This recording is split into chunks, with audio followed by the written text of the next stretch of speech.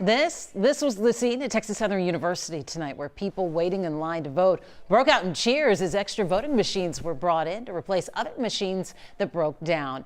And here's what it looked like outside TSU. Some people had to wait as long as 3 hours to vote. Another place with long lines was the West Gray Multi-Service Center.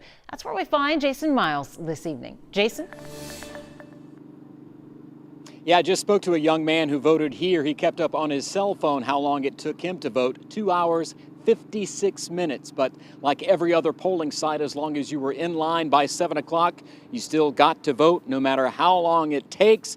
And the last man in line here is just inside those front doors. There is still a line in the hallway. Take a look at video from earlier. Like a large number of polling sites across Harris County, this one busy all day long, primarily due to overwhelming turnout for the Democratic primary in this case. The line did not let up after dark. In fact, it got longer. At one point, the line wrapped around the building and adjoining tennis courts here.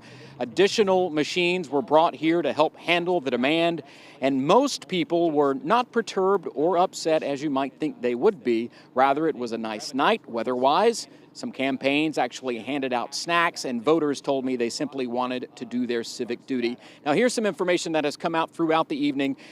The reason behind these long lines, one reason is the parties, the Republicans and the Democrats, could not agree on a joint primary. That is one line for every voter to get in, and you could actually use the machines, or a machine, whether you're a Democrat or Republican. As it stands now, both parties have their own machines, and they're not necessarily distributed based on polling place in which party might have the most turnout, like here, for instance, where the Democratic primary attracted the overwhelming number of voters. That is certainly something that will be thought about in the coming days, guys.